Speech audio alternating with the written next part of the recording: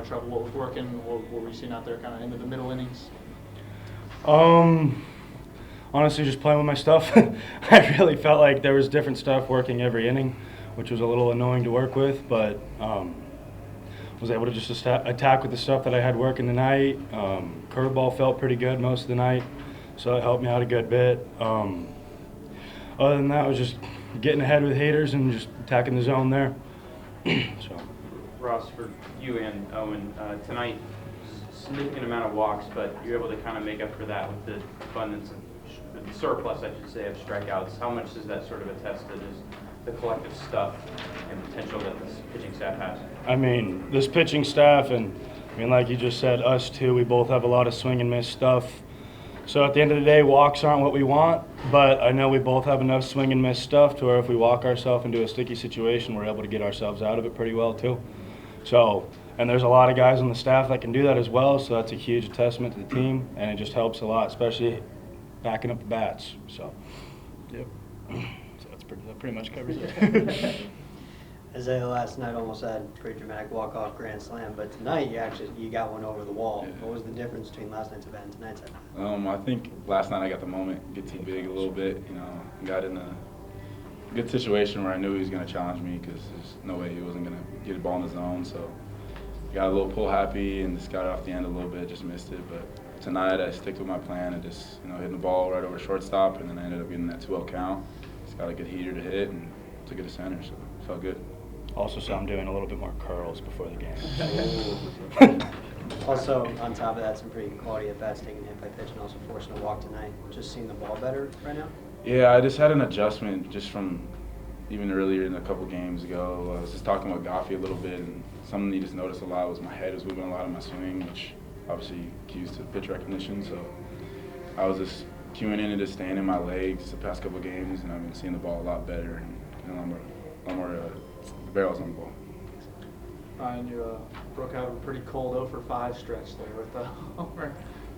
Take me through that at bat. You went deep there. What'd you see? Yeah, he just I knew he was probably gonna go slider there. Didn't want to get beat on it again, so I just kind of cheated to it a little bit and then got it out front. Kind of making your headlines with your defense the last 2 nights, the back pick last night, and then that crazy play at the plate there in the second. How much pride do you kind of take in your defensive game, even if it's not kind of the headliner? Yeah, no, that comes first for me. These guys work their tail off out there, and that comes first. Defense comes first.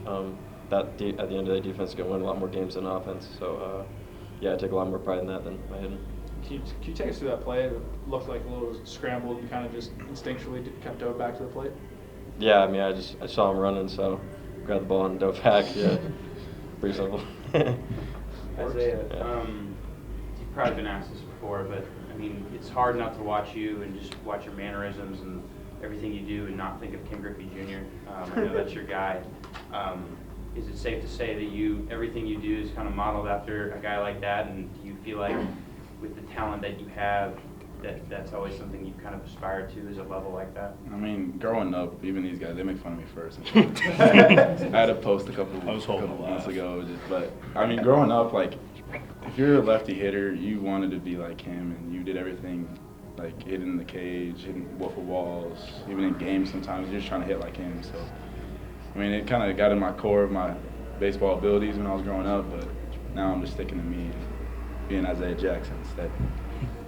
How important is it to just kind of, have that shift in mindset from, everyone's got a favorite player as a kid growing up, they want to be like somebody else, but when you get to a level like this and understanding, no, I want to be myself, how important is that for you? You got to know your strengths and weaknesses, and you got to know what you can do and your abilities, so just kind of making a name for yourself and what you are best at. And, and it seems like Willie's pretty comfortable going with you at the end games lately. Is that something you guys have talked about, or is that just kind of how it plays out? And what about your mental makeup that kind of allows you to be in a closer role? Yeah, I think I can kind of pitch in any role. I've been a starter most of my life, but I'd say in the last year or so I've jumped up in velocity a little bit. So coming in that back end, I can really just come in and let it eat. And I've had a good success with that, and I feel confident doing that, and I think they have confidence in me doing that. So as long as we keep winning, I'll do whatever.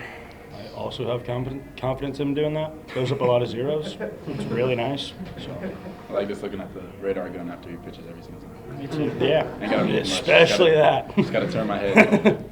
We do too. I mean, I haven't seen him at 96. You said 96. I haven't yet to see 96. Warm up pitch. From the It's stretch. actually on the hit I gave up. That's So. true.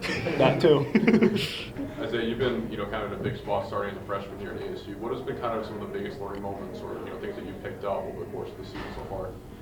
I just pick up little things and little cues from hitters that have been around for a little bit, like Campy, obviously a real mature hitter, Crenshaw, Keishel, just picking brains of older guys, just to get that confidence and that, like, being comfortable at the plate and just being me and kind of getting those reps in and just understanding who I am at this level and getting that confidence in. Piggyback on that, you guys started 5 freshmen tonight. Which, I think it's the first time all 5 of you were in the starting lineup. What does that say about the depth of your class? I mean, yeah, our class will be really good, did not especially in a realize couple of years. But I think the same thing. He's just playing the best 9 out there. So at this time, I feel like those 5 freshmen being in there is the best way for us to win. Been seeing the ball well, all 5 of us. So. For any of you guys, how to really throughout that 5th inning from the 2 runs given up to Jackson's home run, how really the mood and the dugout shift, and for you, Owen, for the bullpen side, but how did the mood and dugout really shift throughout that 5th inning? I would say from a bullpen perspective, because that's kind of when I headed down, we were pretty fired up when Campy hit that bomb, and then, from there we kind of all got in that mode of, all right, it's time to go win this game. So I think from a bullpen standpoint, we kind of really just locked it in from there, and then he was in the dugout. Unfortunately. Dugout was fired up, though. Dugout was loud. Dugout was really loud. But at the end of the day, our bats create a lot of runs for us. They get a lot of runs across the board, which is huge, especially, it takes a lot of stress off our shoulders, which is huge. And, gave up 2. I knew we were going to score 2. At the end of the day, we were going to get those runs across. And the fact that we answered back that quickly, I think it's a big testament to the team. Like, when we get hit, we hit right back. And it's something we've been doing a lot really, really well recently. So that's just another thing tonight that we did. So. Yeah, to piggyback on him too, on an offensive standpoint, what I've learned as my couple of games that I have played is college baseball is so much about momentum, and this one swing of the bat from Campy or whoever's hot at the plate, it can do a lot for offensive guys and for the pitchers, being comfortable with pitching with a lead and just attacking the zone. Yep. Isaiah, before your home run, it seemed like there was a lot of good contact, and I think the wind kept a couple balls from going over the wall. I think New had one couple right to the wall. 2, yeah. 2. But, for you, it seemed like when you were rounding first and it did get out, it seemed like there's a lot more emotion behind that. For you to respond that quickly after 2 runs were given up, was there a little bit extra feeling there that one finally got over? Yeah, it was just, there was just a lot of good hits and a lot of good barrels that were just not getting down, and I think I was just kind of getting frustrated, and we're all like, all right, we just need to get one to see the leave, get down, we need to get something going. So it just felt real good to just be that spark that we needed. For either Ryan or Isaiah, this is a Washington State team that has the most strikeouts in the Pac-12, averages over 10 a game, and last night and tonight you struck out less than that average. What has been kind of the approach at the plate against a team that throws so many strikes? Yeah, they're a pretty good staff. Just being disciplined, sticking with the plan, kind of was touched on a little bit ago, but it's just staying picky to your plan, knowing what they want to do, but knowing what you want to do. Don't let that affect you. So, yeah, been kind of scrapping runs across lately, but it's been enough. But gotta keep working. Isaiah, in adjusting to college pitching, what has been the toughest challenge of that, and what has been the most rewarding part of that, and sort of finding your groove a little bit? Just the biggest thing is just being on time for a fastball, because obviously this level, everybody's throwing the ball like mid-90s, low 90s, like everyone's getting the heater going. So I think that's just the biggest thing, is just staying through that fastball and just being able to recognize off speed and driving that pitch. You guys are taking care of business with who's in front of you for sure. But it's looking like the back half of the schedule is going to be significantly tougher. Is that something you guys are aware of and talk about, or is it kind of just a tunnel vision at the moment? we're just working on game by game. Whatever's in front of us, we're gonna go for it.